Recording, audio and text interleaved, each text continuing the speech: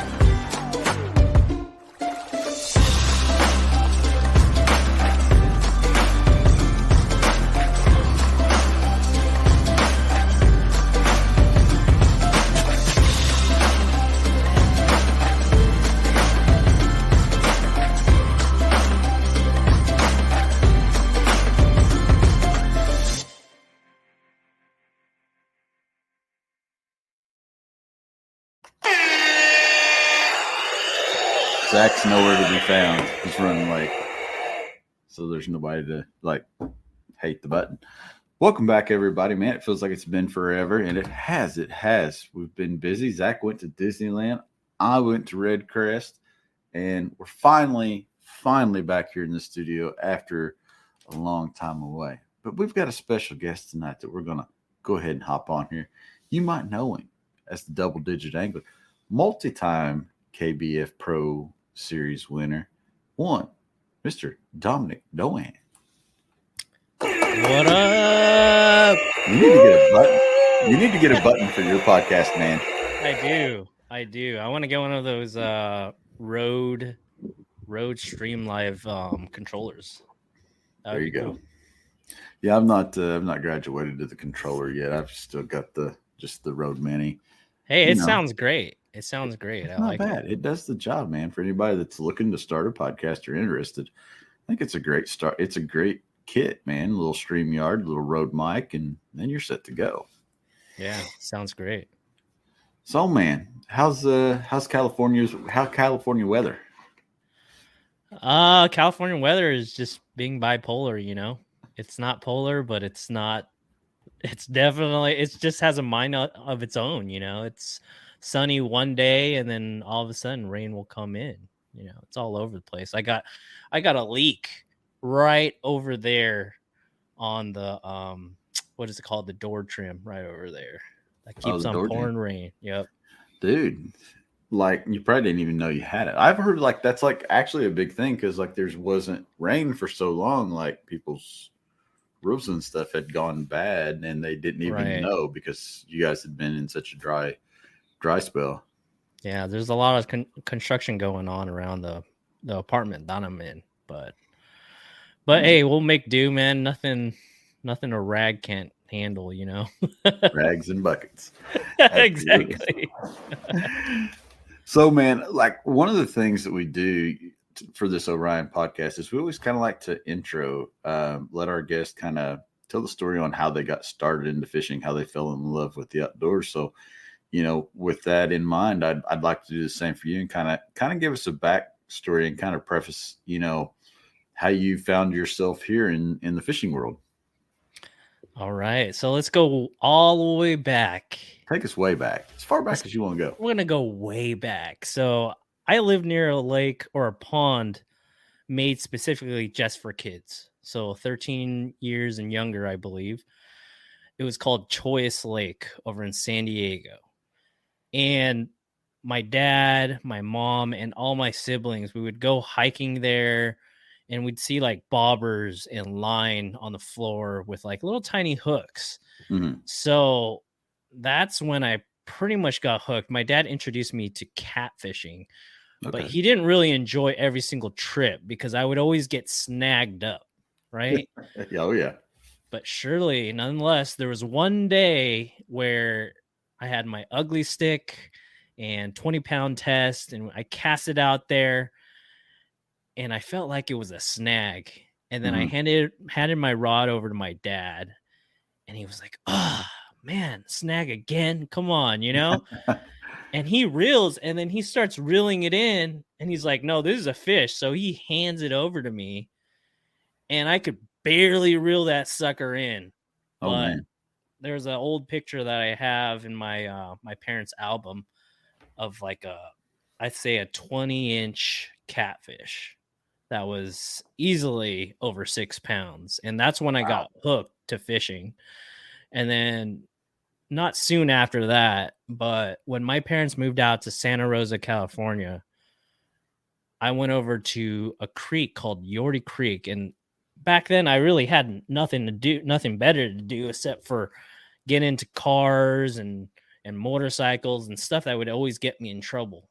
But I had my little trout rod with a little spinner on it, and I cast it out towards the riprap of Yorty Creek, and then all of a sudden it just went zzz, and it was like a 3-pound largemouth. And I was, after that trip, I gotta say, every week I was at the tackle shop asking, hey, what works? How do I get into bass fishing, and etc. And the guys over at the Outdoor Pro Shop over in Roanoke Park introduced me to everything. There's a gentleman by the name of Mike. When I was, I'd say 10 or 15 years ago, when I was new to bass fishing, he literally gave me a free crawn arc, a free float tube, a pump, flippers, and everything to get myself introduced into bass fishing. He even gave me a GL2 G Loomis crankbait rod to get started. And That's not a bad start. Since that day, man, I got to give it up to Mike. And when I came back to Clear Lake, and I visited Roanoke Park on the way back, and I saw Mike over at Roanoke Park, the Outdoor Pro Shop, he recognized me instantly. And I don't know, that bond that we have, and how he introduced me and was so friendly to get me into bass fishing. That's one of the greatest things about the sport of bass fishing. Oh yeah. And that's how I got into bass fishing pretty much back in 2007. Yeah. So like you found yourself in a float tube, obviously at the start here. So Yeah. where did the transition from float tube to kayak kind of happen for you? So I was watching a YouTube video earlier, and it is so true that sometimes you got to let go things that you love, and sooner or later, if that love is meant to be, it comes right back to you, right? So Oh yeah. back in 2008, 2007, I got Rookie of the Year for Sonoma County Belly Boat Bass Club. Mm-hmm. And it was a float tube and pontoon boat club only. And it was one of the Bassmaster chapters. And that club taught me almost everything I needed to know without a graph. Everything. And I took a long break actually after fishing 2007, 2008 religiously. I almost found myself at Clear Lake on a pontoon boat for almost like 200 days of the year. Oh man.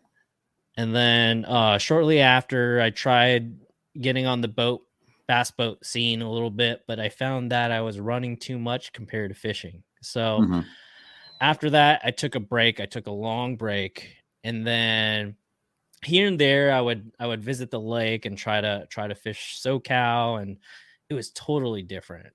Right. You can't fish your 20-pound test line. Well, you can for those swim baiters and A-riggers, but back then I was like 20-pound test everything jig fisherman, because back in the days, Clear Lake, all you would fish is a jig. But I kept on watching these videos of fishermen, and I saw Greg Blanchard on YouTube. Yeah. And during COVID, I was like, you know what? It's about time I buy a kayak. So my first kayak was a 106 PDL. I got it for $1,200 secondhand. And I was just working over at one of the little ponds that I lived nearby, and hooked a couple 5-pounders. And then I instantly got hooked again. I found my love again for bass fishing, and now here I am. Pretty much, I switched over partly because of Greg Blanchard. He was a great influence in my life, and I kept on watching his Clear Lake and Delta videos, and I was like, I want to compete at that level. I want to compete at that level, and not only do I want to do that, I want to take it back all the way from 2007 when I tried to do video content creating on Facebook. And I wanted to continue that journey, resume that journey, starting, I believe, I think it was 2020 or 2022 during COVID. Okay. Yeah. That's awesome, man. So like starting out and getting back into the tournament scene, I mean, what does the tournament scene look like in California? I know it's a little bit different than here in the Tennessee River, I guess you should say heartland, in the Midwest. I mean, you guys got a little bit different setup out there, right? Definitely. So our lake's a little bit smaller than, of course, the Tennessee River, right? Oh, yeah. And I got my fair comparison because the last 2 years I've traveled tremendously across the country. Every year I made it a point to kind of compete at a national level by traveling from all the way from California to Cattle Lake and Kentucky Lake. And it is tremendously different. Here over in SoCal, you have a pond, or you don't have a pond, but you have a lake. And pretty much you could wrap around almost every single lake and cover the whole entire lake. Not every piece of the bank, but you can run across the whole entire lake and then run back and you'll be fine on batteries. Versus, we got the Delta that you might need 2 batteries for the Delta. But you won't run into that problem until you start going up north. So down in SoCal, no problem. 100 amp hour, you can get through the day, no problem. When you hit the Delta or Clear Lake, you might want to add a little bit of juice to your boat just in case. Right. But how they do that, when the lakes fish small, we usually have like a max capacity of like 50 kayakers. But some clubs we pull around 76 to 80 kayakers down south of California. But when you go up north, that's when you get the big boy tournaments, when you get 120, 150 kayakers all in one water. Wow. And usually they'll host that over at Clear Lake. They'll open up many launch ramps, and usually they host it at the Delta as well. But I mean, I ran into a little bit, we always got to adjust to strategy, and sometimes you'll pull 120 boats on a smaller little lake, for instance, Folsom. And then you got to just adjust your strategy and figure out where you want to go. And how you want to cover water and kind of like measure the distance between spot from spot. Okay, cool. Yeah. So when you're out there and you're fishing, I mean, obviously it's a lot clearer water, and you guys are chasing some pretty daggone big fish out there. Oh, yeah. I've got to assume the name Double Digit Angler comes from somewhere. No, I'm a true phony right there. Man. I made that up when I resumed my content creation. So I do not have a double digit under my belt, but if you believe in yourself and you put yourself in that potential double digit land area, I feel like everybody's a double digit angler trying to fish for that double digit. I'm not claiming that I caught one. I'm just always trying to catch a double digit every single time. Usually not during a tournament, but every single time when I'm doing those monthlies, that's all I'm thinking about. I'm chucking a Hog Farmer double A rig, trying to catch that, that double digit that everybody's chasing. And I'm pretty sure it's the same reason for everybody that gets into bass fishing. They're trying to catch that double digit bass. 100%, man. If it ever is a largemouth, or if it's a 8-pound spotted bass or a 9-pound spotted bass, I mean, you name it. It's a life-changing moment. I think 10, to get to double digits, to get to 10, I think for I'm going to say pretty much everybody, and I'm going to call it the upper 85 to 90% of us that have never busted 10. That's the holy grail. Yeah, it is. If you can bust 10, I feel like, that's quite possibly that's a once in a lifetime fish. I mean, 8. It is. 8 for Indiana is really, really good if you can catch an 8-pound largemouth. I mean, I'm not saying that 10s and 12s haven't happened, but they're very few and far between. If you can bust 8, you've pretty much got the trophy fish in here in Indiana. But down south, you can get into the 10s pretty. I mean, Chickamauga, for example, any cast, I mean, could be that 10-pound fish. Really? Oh yeah, it could happen at any moment on Chickamauga. I mean, they're there. You'll catch. You'll get into a lot of them. I know when we was down there last year, we was kind of in the pre-spawn time or post-spawn. We was post-spawn, and I caught probably an 8-pound fish size-wise, lengthwise, but she had flattened out from the spawn, and she could have been so much more. Yeah, that's the problem. Is that we don't get them in that right time, or for instance, they don't get that bait fish that season. Then they're all going to be 8 to 9 pounders. I came pretty close. It was a pretty flat out fish. It was 25.75 inches, and it was 9 pounds 6 ounces, and I was about 10 ounces short of a double digit, and I fished my butt off. I say last year I'd probably hit the lake 3 to 5 times a week to try to chase that double digit, and I was only able to catch 1 9 and plenty of 7-pounders, but just that infamous 10-pound number is just so hard to get. But I don't feel so bad because Butch Brown that I fish, I don't know if you've heard of Butch Brown. Have you heard of him? No, I'm not. Butch Brown caught over 400 fish that were 10 pounds to 17 pounds, I believe, or 18 or 19. And he's chucking a HUD almost all the time. A depths to 50. I know he throws spinner bait here and there, but not that often. He'll usually throw the bigger baits. Right. But I'm fishing right beside him, and he only caught 2 double digits last year.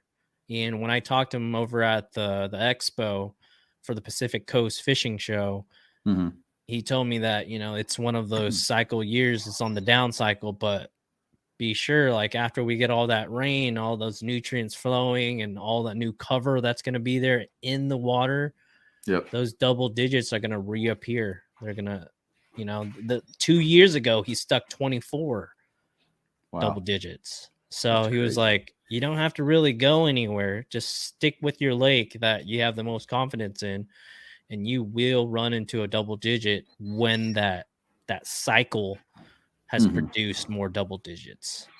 Now, talking about the cycle, is there a time of year when you guys particularly see the bigger fish? I know, from around here, it's usually pre-spawn. And then, a lot of times you'll see them starting to get bigger again as they strap on the feed bag for fall. Right. But they're, again, considerably different weather than what you're dealing with. I mean, you can pretty much fish all year round. So how do those seasons, do they break down differently for you guys than they would here in the Midwest where we have the sub-zero weather? Definitely. So last year we did not have any rain. We had very little rain. So these fish were so confused that there was no winter time. Right. It was pretty much fall bite from October or November all the way until spawning happened. So our waters don't really dip that low, and it almost like you can go out during wintertime and it feel like summertime sometimes. It'll be all right. I wear shorts. Right? I think so. Yeah. Those Indiana anglers, I know a few that I met at the ramp from the last national championship, and I mean they're running over at Kentucky with 20-degree weather. They can handle cold fronts, no problem. And I'm there. I'm like, I have to get off the water during practice. I'm like, I'm going straight to Walmart to pick up some Realtree Get some more apparel. clothes. Exactly. Put on some long johns and some wool socks and then try to battle out these bass, because I tell you what, we didn't have those cold fronts like we did over at Kentucky. There's something different about Kentucky. Oh yeah, for sure. Yeah. I mean, and it's just a Midwest thing. I mean, these cold fronts, they swoop down. I mean, dude, it's like constant. We'll have like 3 in a week. I mean, it's common. It just happens. I don't know how you guys do it. I, You guys do it. you just get used to it, man. I don't know any other way to put it. It's just like you just acclimate and move on. Like, Yeah. it was, so today it was 50, the weekend it was beautiful. Mhm. Or no, a few days before the weekend it was beautiful, and then bam, the weekend hits and it's like 18. Oh my gosh. So, I mean, when you look at it like that, it's like when it turns 30, it's like I'm good to wear shorts again. So, do you wear merino wool layers on the daily basis? No, dude, like come March 1st, it's like March 1st is like official shorts season. Yeah, there's no going back at this point. Shorts and flip-flops? No, I'm not a flip-flop guy. Oh, okay. I'm scared of hooks in my feet, so I'm not a flip-flop guy. I'm Oh. a full closed shoe guy. And since do the I'm a pedal guy, I always have the studs in my pedals. Like I get the OG mountain bike pedals, and I leave all the studs sticking out. So I like to have my shoes on, so it gives when my feet get wet, I still got traction on my pedals. Yeah, of course. So, but that's awesome, man. So you've won a couple big events out there. Let's talk about those real quick, if you don't mind. All right. So Pro Series, my first win. Okay, let's take it back a little bit in time.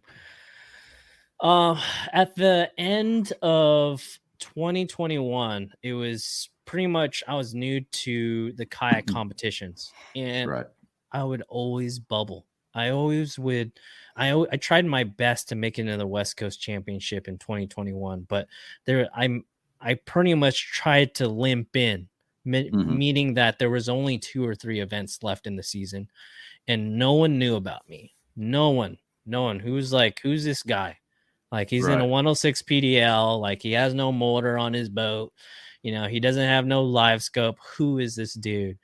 And I kept on failing. I kept on running into like 11th place, just short of like the cut to make it in the West Coast Championship. So I backed off a little bit. I went to the Urban Angler Club. It's just a local friendly club where everybody becomes friends, buddies. Majority of the time, there is sometimes there's the crap talk and etc. But I kind of just try to keep it positive. And so I fished 3 Urban Angler tournaments, 3 in a row. I got top 3. And I was studying my butt off with the graph, fishing new lures, just getting back in the groove. So I took a step back, went on a club level. I told myself, if I can consistently get top 3s, then I'm cut out to fish the bigger league, the big boys club, know? So 2022, I made it a point.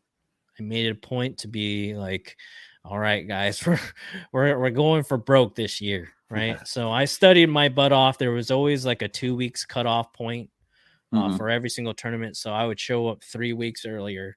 I would scan the whole entire lakes for rock piles and for submerged brush and etc. So here comes San Vicente. I've never been to that lake period in my life, right? So I go out there about 2.5 weeks before the cutoff time, and I'm just rolling around, and I see fish. I see fish everywhere on beds, and I'm like, okay, this is 2.5 weeks prior to the tournament. If they're on beds right now, they're going to be full blown, either post spawn or half half of the bass are going to be on beds, right? So day one of practice, I threw a jerk bait and I'm catching nonstop 13 to 16 inches almost every 10 casts around the whole entire lake. And I was like, dude, I just can't catch a fish over 18 inches, over 17 inches, because here 90 inches or high 80s will probably get you first place. But if you're catching nonstop 15 inches to 16 inches and you're in the low 80s, you're not going to cash a check. So on day two, I told myself, hey, we're gonna fish deeper, and we're gonna find some submerged brush piles back in the coves.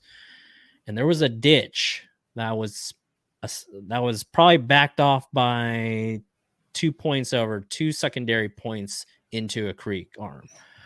And I saw a mark on my live scope in a ditch. So I cast it out there, little shaky head. And right when it hit the bottom, bang, I set the hook 18 and a quarter. And I was like, okay, this is what I'm going to be doing for the rest of the tournament. I'm not going to catch any more fish. I'm going to put down my rods and I'm going to start marking these marks. So I put down my rod and I mark here, mark there, mark here, mark there. Went around the lake to another protected like cove area with a slow tapering point with submerged brush. And I marked this spot and I called it a day. By 1 or 2 p.m., I was like, okay, I'm going to go into the water. I'm going to go home. I'm going to re-rig everything and then take back what I learned from day 2 and just do that and put down that jerkbait rod because I already knew that was in a winning pattern. That was just a quantity pattern. So tournament rolls up. Every single brush pile I found that was submerged anywhere from 10 to 25 feet of water, there was a fish just hanging around. They were either a spawning fish that was spawning in 15 feet of water. And believe me, when I say it is when you're fishing San Vicente in California, you can get 10, 15, 20 feet visibility there. Oh yeah. So I definitely believe fish do spawn in those deeper areas. Every single drop with the drop shot, I saw fish instantly react to my bait and swim right towards that drop shot. All I would have to do is drop it down on them about 5 feet within that area, and they would just race down and charge at that drop shot bait. So I just hold on and I feel the weight and I'd set the hook. The first 30 or 40 minutes, I had a limit of like 78 inches. And I was just like, okay, we're just going to do that all day. So every single brush pile I found, I was just dropping on them. Either a post-spawn fish that was hugging towards a secondary brush pile after it had spawning, or a spawning fish that was spawning deep. They would be just so charged up that every single fish that I dropped on, bang, caught them. Right? Nice. Day two rolled up. The bite totally changed. All those fish that I had caught were reacting differently, and I couldn't catch the same fish. So I also noticed on my forward facing scope. So I would go down the bank and I would face my transducer to the left. If I was fishing to the right off the bank, face it to the left, and I would see these random marks out in like 30 feet of water suspending just below the surface. Right. And I was like, well, these fish are probably post-spawn ready to eat. So I grabbed my 2.8 Kayak, tossed it at those marks to the left side, opposing facing the bank, and every single drop, they would just eat that little 2.8 Kayak every single time. And I very rarely reeled my lures those 2 days. So every single fish, I'm plucking them, suspending in 25, 30 feet of water, plucking them. And I got kind of riled in the middle of day 2. I got pissed because one of them ate it, swam into a brush pile, broke me off, and that would have been my third fish. And I kind of lost balance, and I tripped over my seat, and I fell in the water, and my Mustang life jacket plooped up. Oh yeah. And I was fishing the whole entire day with that puffed up life jacket because I Yep. couldn't take it off during a tournament. Nope. But throughout the whole entire day, I pretty much worked on those suspending fish, never gave up to the very last minute. If there's any piece of advice for anybody on the tournament circuit is, you know, you don't let up with these guys with the big league. You fish your heart out every second of the day. You don't let up. Even if you have 97, 98 inches, you chase for that 100 no matter what. If you're fishing a 3-day event, maybe you could stop at 99 and not wear out like a specific spot where you caught that 99 inches, but continue to cover new water, continue to replicate the pattern, and fish your butt off every single second. And that's what I did. I won by 1/4 of an inch that tournament. And the only reason I won it is because I practiced my butt off and I spent every second of the tournament until lines in. And still then I didn't even know I had it. Right. You know? That was my first pro series. My second pro series was I'll just wrap it up shortly. It didn't mean as much as San Vicente, but Lower Otay, I won my second pro series. And that was fishing 2 complete opposite patterns. One on deep rock piles, and then one I came across a magical mat. And I tell you what, make sure you write down your new identifier the night before, and don't forget, especially on those dual events when there's KBF and American Bass going on.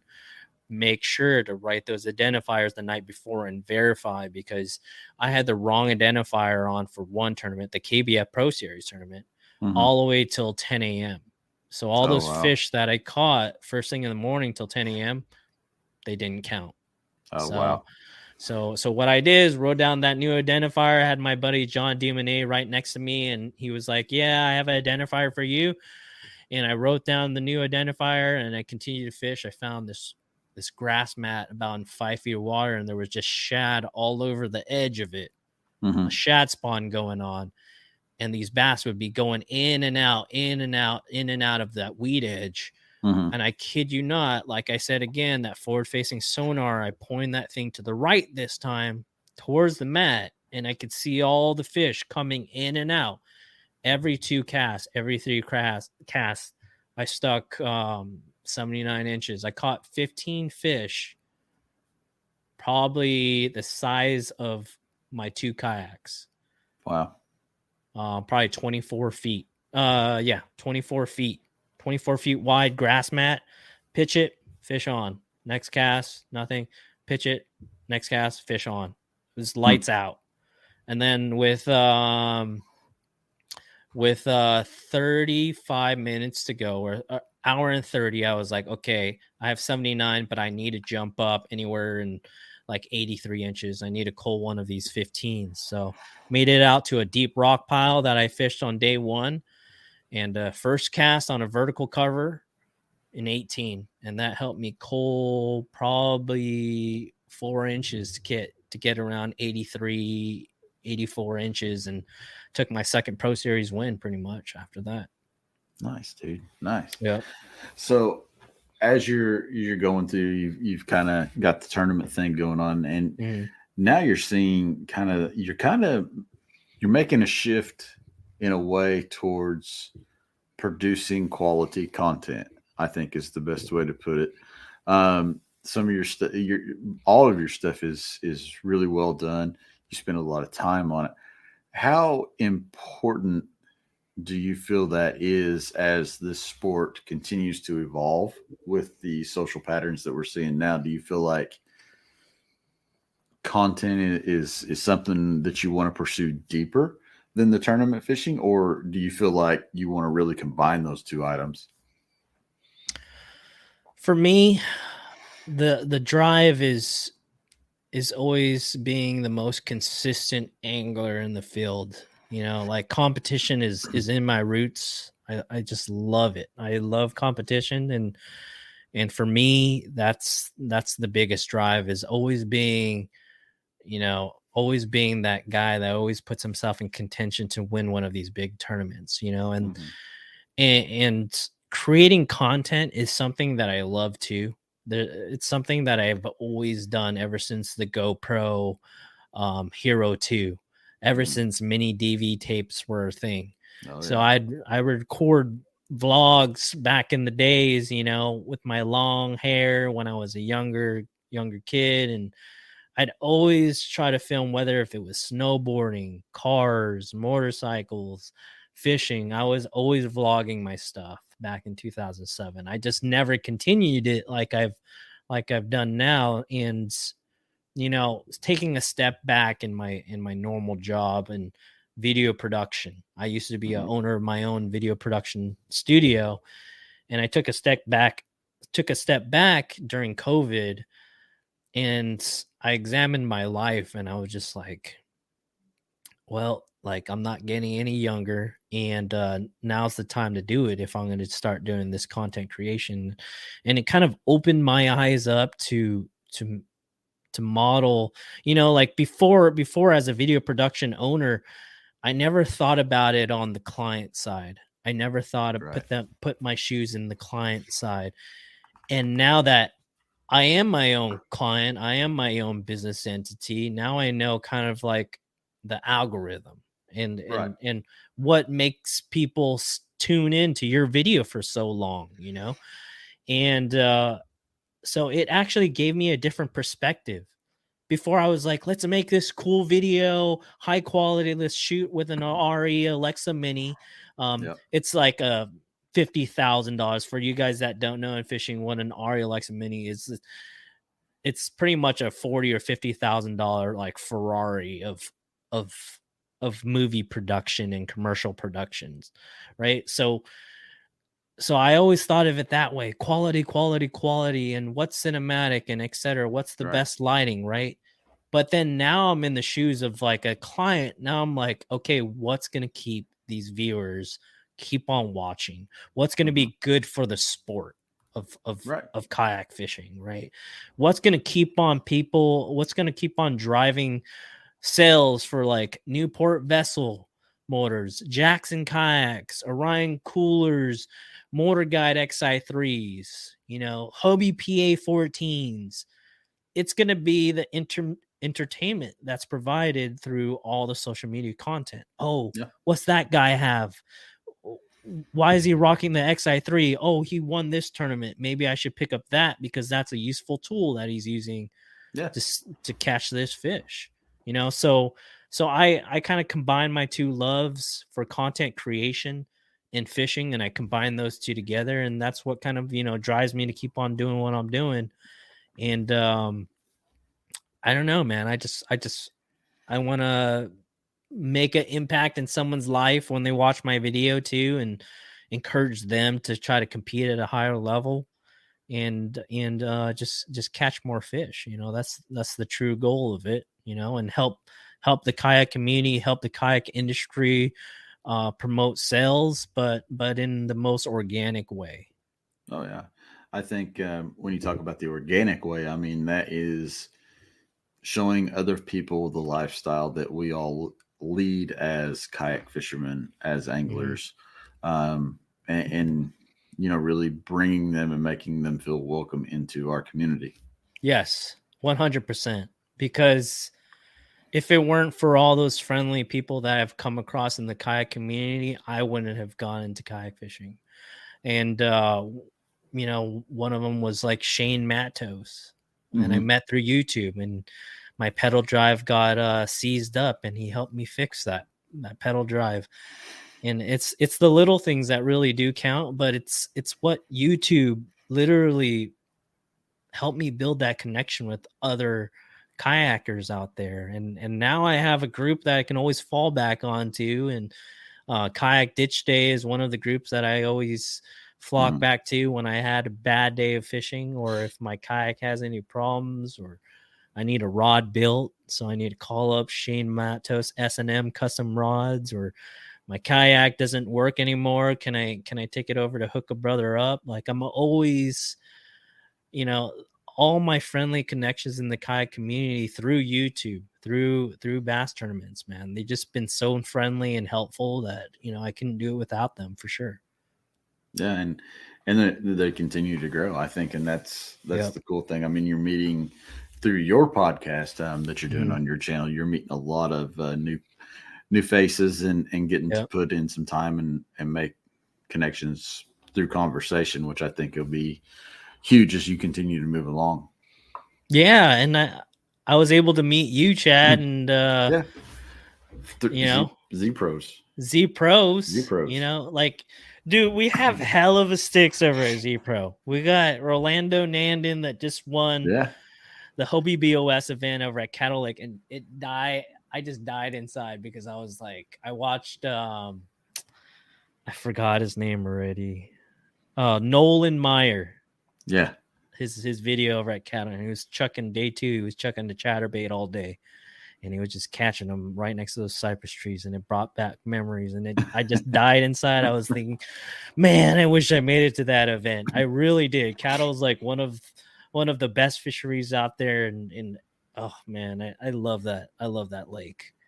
Yeah, It was cool. I mean, yeah, we had a couple fired off a few wins there on Team Z Pro, and that was cool to see, man. yeah, It was a good week. I know it had Michael and the rest of the guys fired up as well, so it yeah. was good to see. And it's a great battery for anybody that's looking for a battery. Not to give you a shameless plug on somebody that we just happen to both be working for, but yeah, the quality is there.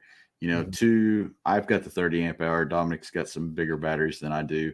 But yeah, two outings, no charge for me, running my power pole, nav lights, and my graph. And, you know, that battery stayed well above 12 volts, and, you know, it's still got power where I could probably go hook it up and get a little bit more time out of it, but I probably ought to charge it first. So so what graph are you running on your? So I run a Lowrance Elite 9-inch screen. Elite 9. So yeah. So 30 is like the perfect battery. And that was the cool thing, I think, in meeting Michael, as I'm sure he went through things with you. He kind of sits down with you and says, okay, what are you doing with your battery? Yeah. And, you know, I kind of told him what I was running, and he's like, okay, well, this is the battery that you need. And, you know, he's just amazingly smart with what he's able to tell you about the battery. He really understands the battery, and I think that's what makes the Z Pro battery so special is just Michael and his knowledge of the technology.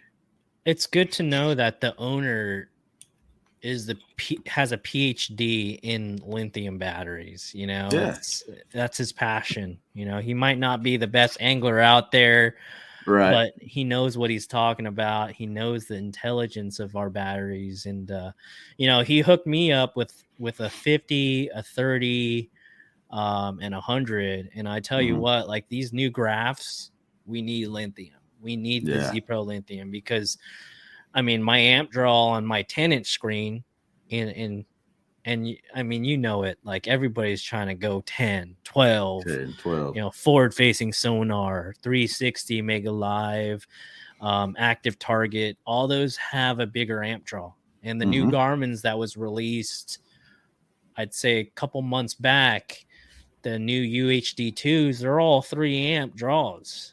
Yep. Minimum. So when you run the 10-inch or 9-inch screens that require a 3 amp draw, and then you run lights, and then you run live scope, you know, be sure you better have like a 50 amp hour, 30 amp hour to power them almost individually, unless, you know, you have a big battery like a 30 amp hour and you're running, let's say, a 9-inch screen that has like a 2 amp draw or less. Then it's safe to say you can add that with a navigation lights and etc. But when you get into these bigger tournaments in SoCal where everybody has active target, everybody has live scope, I'm kid you not, maybe 90% of the field has it. You better have the right batteries. And if anybody has questions at all, they can hit me up or they can hit Chad up, and we can give you our best recommendation. But that's what I'm running on my boat. I run a 50 for my 10-inch, my 30 on my live scope transducer, my black box, and everything else I attach to the 50 as well. What were you going to say? It really sucks when your power pole gets stuck down too. Like Oh, when really? you run out of power and like Yeah. you have to like walk to the back of your boat and try to pull that stake up out of the water, that Mhm. sucks. So make sure you've got a battery that will last the day and that is Oh, you had that efficient to use. experience. You had that Oh, experience. I've had that experience. It sucks. So, I mean, more power. Would you? I mean, you probably recommend it. Like more power, the better to More last you power, at the least. better. Yeah, just make sure you've got enough to get through your day. And like you said, talking to somebody like Michael can go a long way. So, Yeah. reach out, ask those questions, get fitted. I Yeah. guess would be the way to Exactly. put it. Like kind of like buying a brand new bicycle. Go get fitted for your bike to make sure it fits you right. Same Exactly. thing with your battery. And when you go to Michael or you go to one of the Z Pro sales rep teams, make sure you just tell them what amp draw that you have on your current graph, and they'll recommend a battery that'll last you all day and maybe two. Yeah. Because there's so many different graphs out there. There's Oh nines, my there's gosh. tens, and they don't all have the same amp draw. Like Nope. I thought literally I could upgrade to 1 more inch and get similar battery life compared to a 9 inch, but I was No. totally wrong. You got to beef up all the batteries. Yeah, and you just get a few more pixels in your screen. I mean, Yeah. everybody says, "Oh, I can see just fine." It's having that bigger screen and having just a few more pixels, I think, Yeah. and a strong battery to make sure that it is got the power to show you what it needs to show you. Right. I think that goes a long way. And, it's easy to get caught up with, well, I'll just get something cheap that's easy. And that's not always the best case when you're dealing with your electronics. Oh, never. I had a guy in his aluminum boat. He was on the Urban Angler Trail, and he would always return every week his lead acid battery. He would always go to Walmart, get a replacement every other week. And I told Oh, him, man. go with this 100 amp hour and you will not regret it. Going lithium, going Z Pro, you'll not regret going with his 100 amp hour. And he has thanked me so much after that. I can imagine. And he's going all day without a charge on his trolling motor on his little aluminum boat. And I was just like, see, that's how you fish. Yeah, that's how you're supposed to go. Yeah, That's exactly. awesome, though. I mean, that's just a good testimony to the product and what it's about.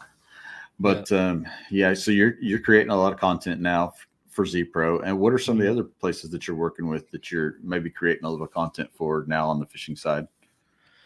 Are you saying other social media platforms? Yeah. Or so I'm working. I mean, I tell you what, what's trending hard is all the reels possible. So IG reels, YouTube shorts, TikTok, Facebook reels. Even though that you have IG reels, there's something about it. I talked to one of my social media gurus. He was like, dude, there's something about separating the two between IG and Facebook. And you can totally grab onto as many followers as you can and try to create a loyal following. But for me, it's Instagram and YouTube, just because I know my competition's there and they're doing really well over there. And there's something about having that option to go short or that option to go long. Right. But what I normally do for Instagram is I'll do all my educational reels on IG reels, whether if it's comes to a lead or not, what I do before a big tournament, for instance, the Yakabass Folsom event, and then I'll do my recap post. So I think one of the most important things is to capture photos with friends and new friends that you make on tour. For instance, I'm going to call my series called the Yakabass series, right? And it's going to be powered by Z Pro Lithium. And I'm going to be taking photos just with people that I meet along the way, because this is going to be my first full year of fishing with the Yakabass. And I know I met James Snyder the couple days prior, and that was good to meet him. He was a fellow Z Pro tournament director over at Yakabass. I also met with friends that I haven't seen in in months, because I think there was Pua. I haven't seen him since the Delta, but I met him at my first national championship, and he was one of the most friendliest anglers that are willing to drive across the country just to compete at a national level. And I know we're going off a tangent here, but I always give my California guys that make the effort to drive across the country to compete at a national level. That's like something that unheard of. And I give all my friends that done that the utmost respect. And I'm rooting for Damian Tao and AJ Ramirez that's going over to the Bassmaster Championship from California. Oh yeah. Let's root for them, a friendly root. I know you have your favorites too, Chad, but I've not really looked at the list enough to pick a winner for the kayak thing. No. For the kayak championship. No, I'm infatuated with the big boat one, so I guess this sounds bad. I guess I've kind of just ignored it, and not really by ignored it. I've just kind of spaced it out, which is terrible of me to say, but I just not thought about it. I would probably, I know Matt Ball's going. I would have to pull for any of my JK guys that are going. I think, it'd be cool to see one of them win. Obviously, for I think anybody that wins this event, on the kayak side or the big boat side for that matter, it really is a life-changing experience. So I think, it's going to be pretty great for anybody and everybody that's out there and able to compete. And the Bassmaster Kayak Series it's come a long way. Steve Owens has done a great job with that, and seeing it blossom now. The photos that always come back from these kayak events are always pristine, and it's just my hope that one day we can watch these guys live on TV out there doing this thing. And I think that's the next big step, for kayak fishing. I'm glad that we touching base on this subject, because I've been talking about this the whole entire time. And for those tournaments, I know I'm going to create drama here. For those tournaments that block off the leaderboard by noontime or earlier, keep them on, because Dominic Doan, as an angler that's rooting for my homie that's over at Northern California or the East Coast, like, I want that leaderboard on, because it shows me live of what's happening, what my friend is placing during that tournament.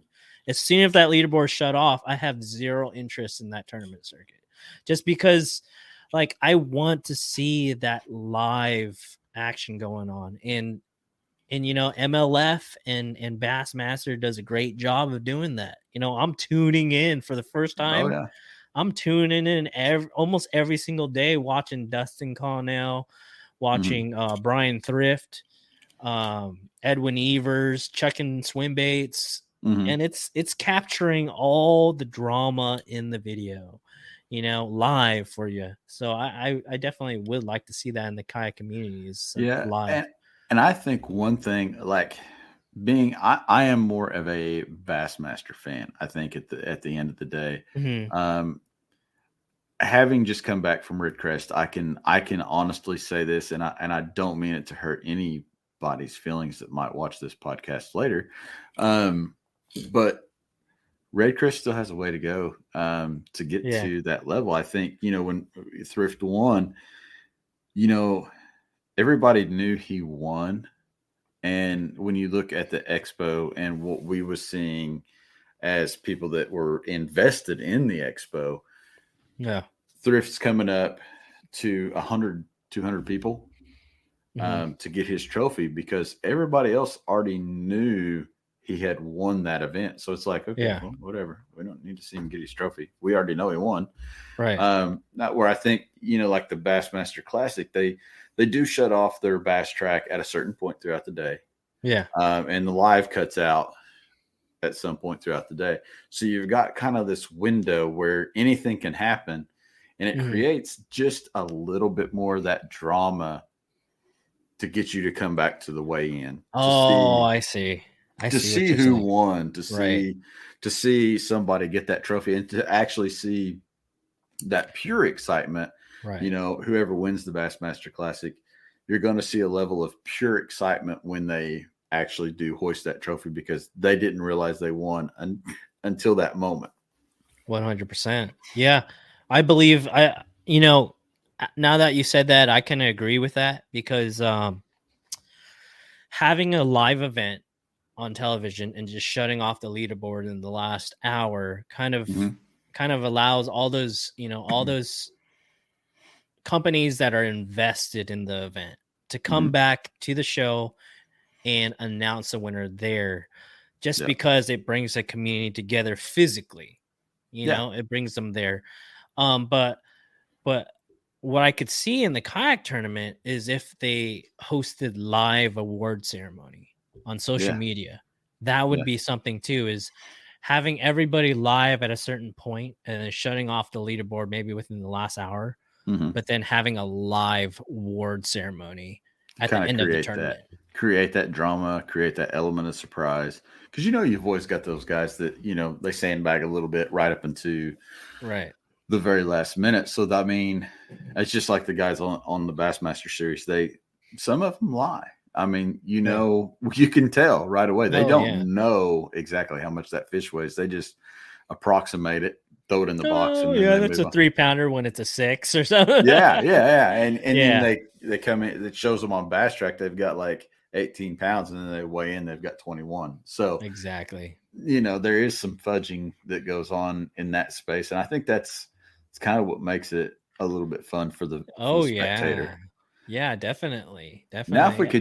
if we could actually get these tournaments to where, and I do think that that's the next step as we move forward with kayak fishing. I mean, Mhm. obviously, watching Tourney X is like you can mow your yard and watch Tourney X because you're just going to make a couple laps and refresh. I wonder who's doing good, but for guys like yourself, for me, and Josh Stewart's, Matt Balls, any of these other guys out there, I think to truly become a household name at a point, it takes Mhm. that, that live TV aspect of it or that live streaming aspect of it to Yeah. where you start to form a visual relationship, I guess would be the part, Right. because it's not a physical relationship. It'd have to It's be visual. not. I mean, it's no For different than somebody watching your YouTube channel and relating to you from that space. They've made a connection to you from YouTube, even though you may not know each other.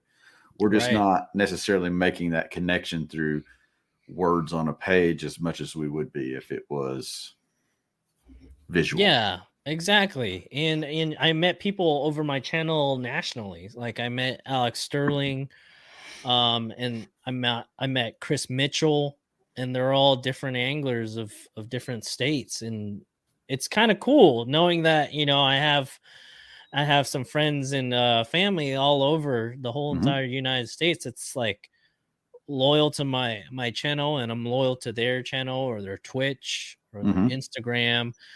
Um, and I know I'm a fan of Dustin Connell. I'm just gonna say it right off the bat Right on. because I love watching his channel. I love watching Ben Milliken. Um, he's a stud out there, and Oh yeah, he just proved it to everyone that he like could he's legit. show up Yeah. and shell out. Yep. Well, yeah, and Oliver Knight. I mean, he went out and he put up, and he did good. I Yep. mean, so I mean that was cool of him to do when he fished the Bassmaster Opens. They put them eyeballs on him and went for broke. Yep. And I think there was Matty Wong. I cashed like Yeah. 30 to 40 grand over at the Bassmaster Elite Series. So Mm-hmm. I mean, those guys earned it. Those guys earned it, man. It takes 3, 4, 5, 6 days to Mm-hmm. win one of those suckers. I mean, It's a when you grind. call elite, those are elite Oh, guys. yeah. And I think, as we continue to grow, as kayak fishing continues to grow in that elite genre, which I mean, we do have the Hobies, we do have the Bassmaster Open series, and the KBF Pro events, but the reality is, Joe Bob with his Pelican can just show up and enter at the same way that you and I can in a lot of Mhm. ways. So, with that being said, I think eventually we see something where it is, a pros world in the kayak fishing. And maybe that's when we see the sport just take another step. Yeah, I definitely believe that. I always have that talk with my buddy Chris Cabral. He says there should be a pro series, and he's tired of losing to the same guys on a national trail like Russ Right. Snyder, Guillermo Gonzalez, Christine Yep. Fisher. He's sick of losing money to them. But I told him that the platform isn't there yet for No. those pro series anglers to come in and compete at that higher buy-in and to have all those sponsors. It really needs to go live and the next platform, and a non-endemic sponsor like Toyota needs to come in and take that seriously, just because, I see it as that's a whole new community that you could target. Yeah, we're still buying gas and we're still hauling boats. Right, exactly. Still need a car to get there. Still need a pickup. Get there. Yeah. Yep. And sometimes you need to launch at some muddy, gravelly area, and without all-wheel drive or four-wheel drive with one of those Toyotas, Chevys, or Fords, like, good luck. Yeah, I mean, I drag a trailer around behind me, and I wet launch my boats. But there's still times, I just picked up my new Coosa X, so, and I had a Liska beforehand, and I would throw that boat in the back of the truck, and we would just head off somewhere and just drag the boats through the grass to the water, and places where you didn't have a wet launch, where you couldn't, where you just needed to drag a little bit. And you probably had some epic days just dragging your kayak to like hidden spots. Yeah, we have had. I mean, we've got a little spot over here we call the quarry, or the hog farm for that matter. It's just an abandoned, well, it's not abandoned anymore. They're actually digging around it. It's a quarry hole. And then we've got a few river launches up north of us that just a little bit skinnier water, where we actually get out and we'll walk up river quite a ways and just walk the skinny stretches and float the deep stretches, but we're always paddling upstream, and getting to the launch is actually a little bit difficult. And one of them, we've got to kind of lower them down over a hill, so there's no way we could wet launch them. So just truck bedding these smaller boats like the Coosa X just makes sense. We're gonna have to. I'm gonna have to fly out there sometime, and then there's a boat here for you. I can promise you that. Okay. All right, just let me know when's the best time, and I'll bring my GoPros, rig them up, and anytime, man. Like I said, it's there's always something to do. That's for sure. And there's plenty of boats laying around here for you to get in one. Trust me. Well, I'm gonna have to check out one of those, either Take Two rigged with the motors, or there's one here. One of those Jackson Nars. Yep, there's one here. So you're good to go either way there. We can even set you up in the bike. If you want to pedal, whatever you want to do, we'll set you up. Well, that Take Two has gotten me. Like, by heart, I'm like, man, that's my dream kayak, is a Take Two rigged up, because I believe that is a SoCal killer. Because we have all the small ponds that are like open water, 40, 50 feet. So having spot lock with that, maybe a 70-pound thrust with a 24-volt, similar to what Derek Brundle runs, and spearing waves with that, and having all that deck space would be awesome. Oh, it's gargantuan on deck space. Yeah. And I mean, I know before, when I was on your podcast, we hadn't officially shown that boat off yet, all completely decked out of Jamison's. And that was a show killer, man. I mean, like, everybody that came by the booth had to stop and look at that thing, because it was just, I mean, it was set up efficiently for what he wanted to do, and it was effective because it was simple, and it was an awesome setup just because it was simple and effective. Now, I'd have had a bigger screen. I tried to get him all weekend to buy a 15-inch Lowrance and get rid of that 9-inch and just have like a big TV just right there dead center on that track. Hopefully one day he you're will. like one of my homies that have like a 12-inch Garmin. Like bigger is better, man. Oh I man, mean, I just want to fish with the best stuff. I need a 15. I'm getting old. I can't see as far, so that's what I Yeah. blame it on these days. It's like I just need a bigger screen. I tell Has you what, nothing to those do. bigger ones are like Oh my crystal gosh, clear. Those dude. I think it's the HDS Live 12-inch is crystal Mhm. clear. The Garmin 126V is crystal clear. The Hummingbird has like a 15-inch, I believe. Mhm. But yeah, what were I've you gonna say? I've actually played with the 15-inch hummingbird Mhm. with the 360, and I love it. There's this fond place in my heart for that 15-inch screen with the 360, and I Yeah, like 360. run I it. I like 360, man. Are you gonna do it? Are you gonna make the jump? Uh, I want to real bad, and I am trying to talk myself into something, and I don't know where I'm going with it. But I feel like with 360, my efficiency goes up Mhm.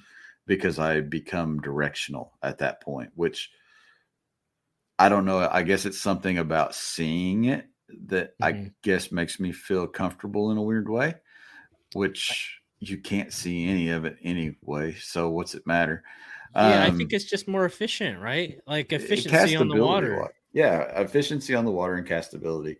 I do like the idea of live. I do like the idea of chasing them and being able to see them. I also know where that rabbit hole leads me.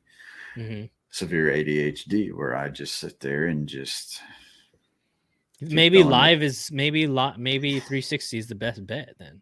It could be. It could be. Mhm. And then there's also the option where you can lay that transducer on its side for a live and actually have that half dome pan Right. um, to do it that way, which has also crossed my mind as well. So I don't know. We'll see. It's on the docket for this year, and it's just something that I have not 100% committed to yet, and that's ridiculous that I haven't, and it bothers me that I haven't. But it's at the same time, it's like I have to get what I want, and I want to. It's not like it's going to be the last one I ever buy, but for some reason, Mhm. I'm treating it like it's going to be like the last one I ever buy, which is ridiculous. Oh yeah, I mean, yeah, but It's you're like, feeling like you're making this like huge life decision. Like, should I marry her? Should I not you know what you do is I made a deal flip a with my quarter? girlfriend. Is that you say, Mama Bear, I'm gonna buy you that $2,000 purse, and then Yeah. you're gonna go ahead and buy me that $2,000 15-inch screen, 15 screen. and we're 15 gonna swap and make each other happy like that, so we don't have to feel guilty. Now I will confess I've never actually used a Garmin. I know it's the hot thing right now. Mhm. I've always been a Lowrance or a Hummingbird guy, Yeah, and for multiple reasons, I just always liked those two. I feel like I read them better, if that makes yeah. sense. And Hummingbird obviously is the king of the live, so that could be the transition, or not Hummingbird, but Garmin is the king of the live, Right. so that might be that transition. I It really might don't be, or I you can really don't maybe. think I have like 3. I'm not going Wheeler where I have like all 3. Why don't you go 2? I could go to, and I've contemplated that. I've And contemplated just keeping my Lowrance 9 and then just adding a live. I don't know if you know Matthew Brannon? I don't think I No? do. He fishes some of the Hobie circuits, American Bass circuits, Yakka Bass, and etc. But he fishes Hummingbird and Garmin. And Mhm. I don't have any sponsors with any electronics, No. but I'll tell you what, having two has crossed my mind multiple times where I think the Garmin is elite when it's live, Mhm. and side scan is okay. I think Hummingbird beats Yeah. side scan. Yep.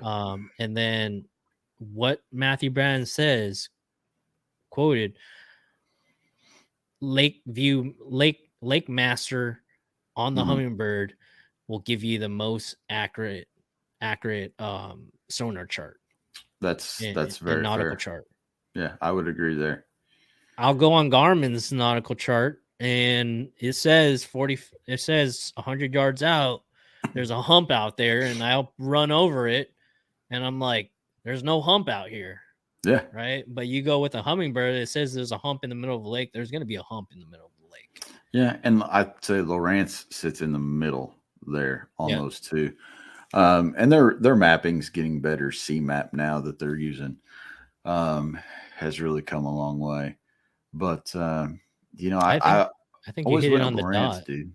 I just always went Lawrence just because I felt like they offered the most in a package, if that makes sense. Like you got Yeah, I mean, all of us one, were there. All of us were yeah, there. It's like everybody hears the words Lawrence. Lawrence is almost like yeah, just that saying is like, oh, I have Lawrence's, but yeah.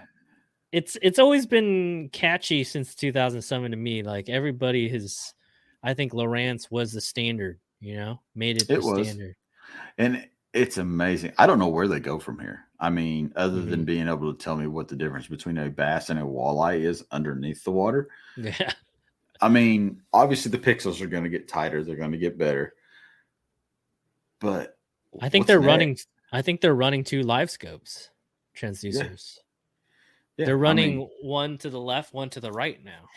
yeah, Right. And I could see where that it's almost like a better live scan. It's a live side scan pretty much. And yeah. I get what they're trying to do. I really do.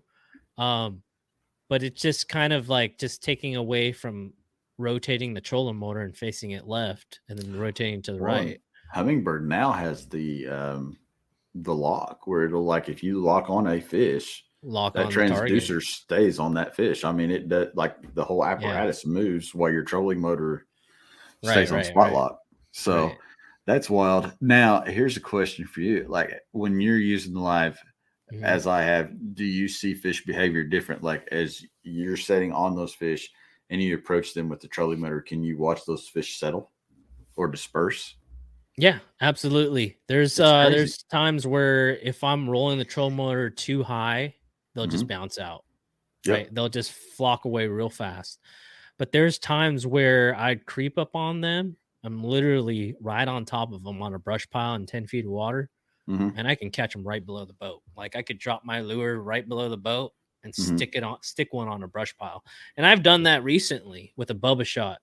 Um, but there's fish behavior that I've learned that you just can't roll out anymore. There's, at my local pond, there's fish suspending out in 60 feet of water. They're Hmm. suspending in 5 feet of water. Yeah. And I caught a 9-pounder in 60 feet of water suspending right next to the surface Yeah. on an A rig. And I'm burning a lure in 60 feet in open water. I'm casting as far as it can. I'm just burning it where it's just below the surface, and I'm catching 4 and 5 pounders. And I'm turning off my live scope. Once I know kind of generally where they're suspended, Hmm. I could shut that thing off. I could take my kayak and put it on spot lock facing the wind and cast behind my boat and just burn that as fast as I can and catch 5 pounders on that. And if you telling me would I have done that in 2007 or 2008? Heck no. I was a jig fisherman. Everything Right. has to be on the bottom in order to get bit. That's how traditionally like the way that I Oh yeah. caught fish before. But now this has changed the idea of like fish are not always on the bottom. Hmm. There's the more active fish are going to be schooling up in 30 to 40 wolf packs up in open Yep. water, just chasing shad and etc. So it has completely changed the way that I fish, not just focusing on it, but actually Learning fish pinpointing behavior. exactly running where are they going to be living today, because the next day is going to be different, and then the next day is going to be different. Maybe they're on bottom, maybe they're suspended right below the surface, maybe you can't even see them because they're deep down in the mud. Yeah. I think that's probably the most sound advice that you could give anybody is it's a tool that's teaching you more about the fish. You're learning how that fish reacts. I Right, think if anything, like you said, you're going to come away with a better understanding of the species that you're targeting. right. There's a science behind it. Yeah. It's not just we're kind of like studying the fish pretty Yeah. much and trying to develop a pattern. Now, if I told some kid over at let's say Lower Otay or something like that, Hmm. Clearwater Reservoir, just go ahead and drag a jig. You're gonna catch fish, right? Oh yeah. But I probably wouldn't tell that guy that, because that's pretty much like, good luck doing that, because that's not going to be the bite most of the time. Yeah. Now that I have live scope, I could tell people like how fish are positioned, what to look for, and actually tell someone the honest bite, because I've studied the fish with the electronics that I have, versus, oh, you're just going to get bit with a jig. Well, that's not always true, because some of our SoCal fisheries, we don't get like bit like a jig like we do over at Clear Lake or the Delta, or I don't know what other lakes, Paris with rock piles. Like sometimes grass fisheries, you're just not going to get bit by a jig as much as a fluke, a drop shot, a underspin, a spinner bait, a chatterbait, and etc.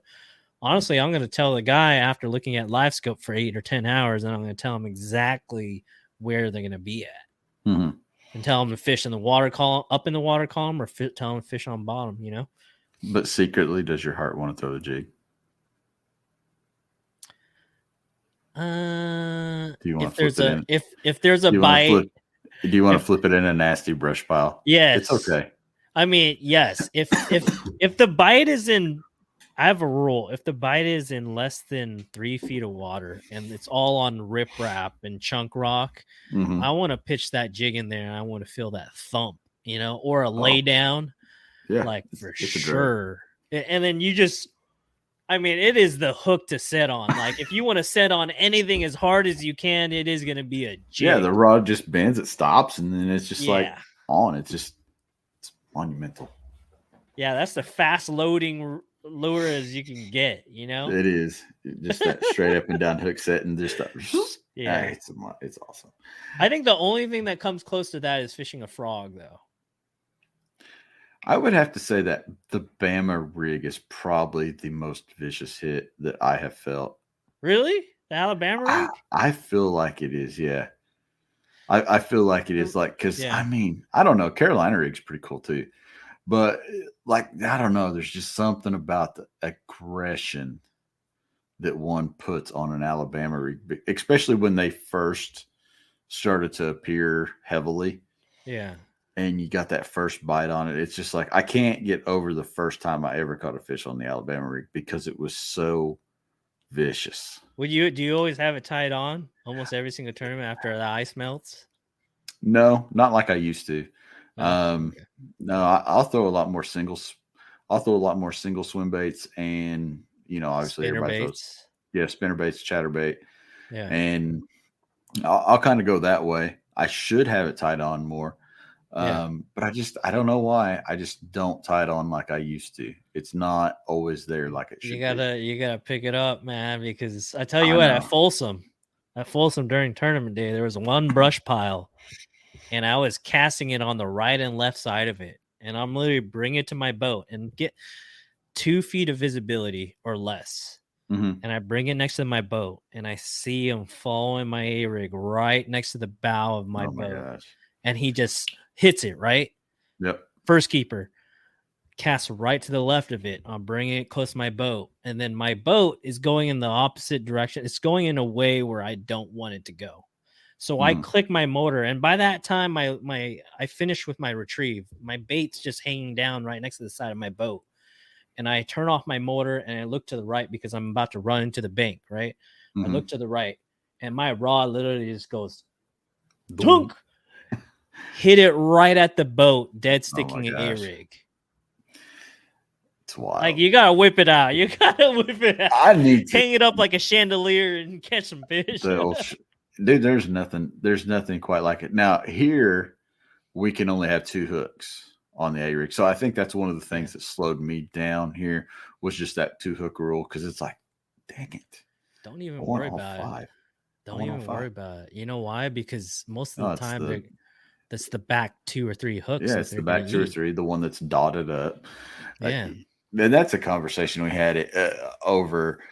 We called it the podcast truck ride to Red Crest every day.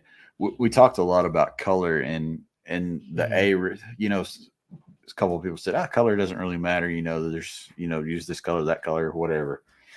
But then at the same time, you think about the A rig, and you go back to the teachings of the A-rig, and 9 times out of 10, they're going to hit that one that's got that little chartreuse dot, or the one that's just it's different color. Yeah. Well, I think, and then you look at Great Lakes smallies and the Zona show, for example, they get out there and they throw that Strike King, that siren color of fluke or Ned rig. That's just like absolutely like the gaudiest looking chartreuse you've ever seen in your life. Really? And you can see it from a drone. Yeah. The smallmouth just tear it up.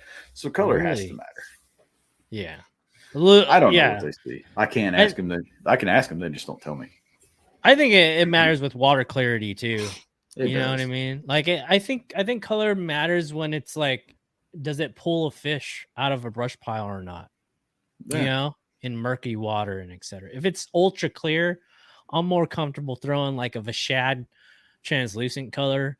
But if it's super muddy, I would throw chartreuse or white with maybe like a few natural shad looking baits on the back. But I mean, when they eat it. They'll take three swim baits in their mouth at a time. Yeah. They're not looking just for one shad. Sometimes they're looking for like 2 or 3 shad at a time. However many they can get at a time. Yeah, exactly. I think if I was dealing with the muddy water that you guys are dealing with out there in California right now, I would probably just be on the bank throwing a jig. Oh yeah. I mean, I would have to. It's just law. That's just law. I think that's the downside of live scope is that when you have live scope, sometimes you're always busy searching for fish that just don't want to bite. And then sometimes slowing down is the key, is throwing a jig, at some brush piles or rock piles. Like that was my problem during this past tournament, is that I didn't find that secondary pattern that actually would hold up throughout the whole day. Right. Because of that muddy water. And that jig, my buddy caught one more fish than I did, and it really helped him out to bump up. But it's one of those things, I think, in a tournament, is that you have to have enough water to cover to find that consistent bite. Even though you found the fish, doesn't mean there's going to be a whole lot of that particular structure that you're going for. Yeah, you're going from stump to stump to stump to stump. Yeah. Now here's a theory that my good friend Marcus laid to me, and I'm gonna throw it at you. With all these guys now, big boat, kayaks, whatever, a lot of them. With the sales at Bass Pros and everything that's gone on, there's a whole lot of people running live scope that wasn't. Do you feel like that as a lot of these people gravitate offshore to where we've all been all these years fishing offshore stuff, that fishing the bank's going to get better? Like Marcus totally believes that, like, okay, I'm bank fishing and everybody else is out here. They're all out here floating around chasing a ghost. I'm going to go over here and I'm going to bank fish. Right. These fish ain't been hit on all day. My take on it is, I think it is good for bank fishermen and the bank. I think there's always fish on the bank, right? I don't think it's always going to get better, right? I just think that it will split the field up. That will fish more offshore, and then the other field will fish towards the bank, right? Yeah, because there's always going to be that old timer that's like, I ain't doing that. If I can't see it, I ain't going to throw at it. Yeah, exactly. Like I think it'll work half and half. Let's just put it this way, like for instance, Red Crest that just happened. You just came from there. Yep. It was one all shallow. It was one all docks and shallow because the fish have moved up. There's times where I'm going to turn that live scope off. I'm going to pack up my live scope transducer. I'm going to put it away in my Airbnb, and I'm all going to do is throw a wacky rig Senko all day. Yep. There's going to be times like that, right? But then, go ahead, say it again. No, I'm just saying definitely. That's 100%. Yeah, but then there's times where like I have to have that live scope hooked up because I know there's 30 or 40 fish wolf packed together that are anywhere from 3.5 to 7 pounders, and they're going to give me 92 inches at any given point. Yep. There was a tournament that if I didn't have that live scope, the way how fast they were moving from shad to shad ball, in 60 feet of water, I could not keep up with them, and I couldn't target them if I didn't have live scope and running motor at 3.8 miles an hour, because I had to go 100% to chase those bass. And every time I catch one, they would disperse. They would go down to the bottom, and then they go back up, and then they collect themselves as a wolf pack again, and they'll start attacking shad from all the way from 1 foot of water all the way down to 30 to 40 feet down. So like I could see them visually attacking shad from all the way down to the depths to the surface. And not only that, another thing that I've learned with live scope is that you could follow a shad ball 200 yards. 200 yards, the same shad ball, and it's almost acting like there's a shad ball going down a freeway, and then down the freeway there's these big old buses that come by and they just rail the shad ball. Like, so I followed the shad ball for 200 yards, and I would catch fish on that shad ball with bass chasing that shad ball from random spots across that bank. And I would just run down that bank, keep on following them. And I tell you, I'd catch maybe 85 inches, no problem, just doing that method. Nice. So there's both, there's times where you need that tool, and there's times that you should pack it up, because it ain't going to get you anything. Yeah. I think that's going to always be the case. Yeah. I mean, with anything, I mean, you have to learn to evolve to the conditions that are out there. And if you can't do that, then you're always gonna struggle. You have to go out there and have an open mind. You got to be able to learn new things as you go. Sometimes you got to learn them on the fly. Exactly. And that ain't always the best or the most fun way, but you're going to be a better fisherman because of it. Yeah, you're gonna have some tools, just like everybody does. We have crushed this thing out to about an hour and a half. So I know you've got somewhere else to be. I'm going to let you thank the people that you need to thank. Tell them where to find you on the social medias. And we'll close this thing out. All right. So I'd like to thank Chad Brock foremost for inviting me on his platform to extend my reach to you guys. I want to thank Z-Pro Lithium this year. Without them, none of this would have happened. I would not be on the Yakabass Tour new series. So keep a lookout for that. It's going to be called the Yakabass series. I'm going to be fishing a couple of their events, and I'm going to try to put out the best content period possible that's in my capabilities. I want to thank S&M Custom Rods, Hook a Brother Up for rigging my kayak, Orion Coolers, Z-Pro again, my girlfriend that allows me to go 4 or 5 days without seeing her throughout the whole entire week to practice for these tournaments, and just everybody that supported me. You can support me by either subscribing or following me on Instagram. You can find it by Double Digit Angler on YouTube or Instagram. You can also find my page on Facebook with Double Digit Angler as well. But that's all that I have. All right, man. Well, obviously, shout out to Orion Coolers. Pick you up a Orion Cooler, Core Series Cooler, JacksonKayak.com. If you need a fresh new kayak, check us out, JacksonKayak.com. Find your local Jackson Kayak dealer and go get in a dealership, take a test drive, whether it's a Jackson or any other boat. Heck yeah, check out that Take Two. Check out that Take Two or that Jackson Nar. Those two. The Bite FD. Just check them all out. There's a butt for every seat at your local Jackson Kayak dealer. Obviously, Bassco. Thanks for the swag, Bassco. We appreciate you.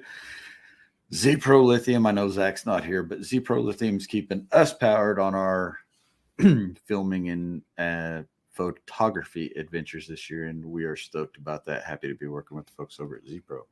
So with that being said, we will see you guys Thursday night for a brand new episode of Jackson Kayak Dock Talk right here on I guess we're going to call it the Jackson Kayak Podcast Network.